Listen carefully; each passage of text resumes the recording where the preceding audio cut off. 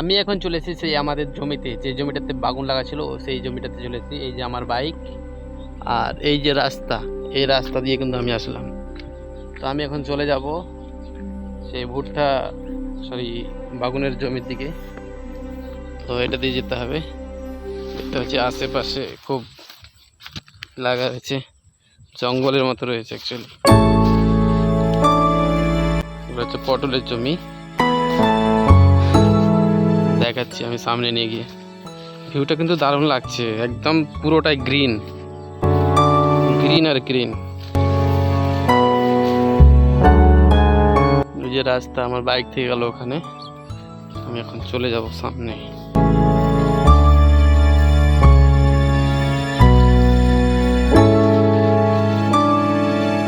ডান সাইডে যেটা দেখতে পাচ্ছি এটা হচ্ছে অ্যাকচুয়ালি পাটের জমি। চলে এসেছি আমাদের সেই বাগুনের জমিতে। এগুলো সে গাছ, যখন দেখিয়েছিলাম এর আগে একটা ভিডিও তখন অনেকটা ছোট ছিল, এখন অনেকটা বড় হয়ে গেছে। এই যে এখন এটা বাগুন ধরে আছে, আমি দেখতে পাচ্ছি ছোট আছে অনেকটা, আরো ধরবে। এই যে ফুল, ফুল ফুটে আছে,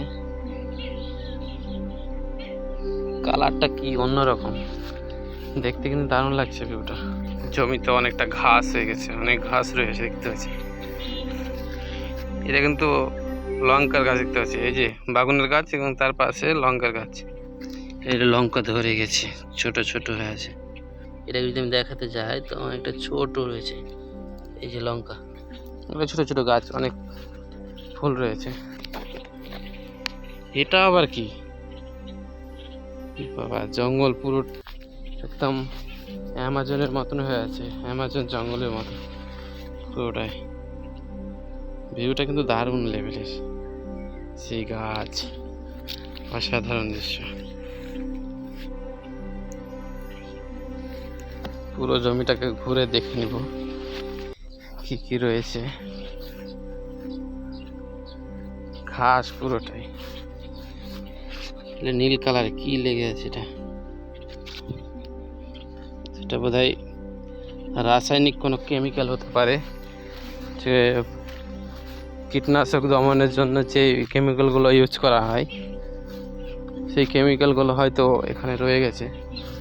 এটা বাবা, এটা কি ঘাস আছে?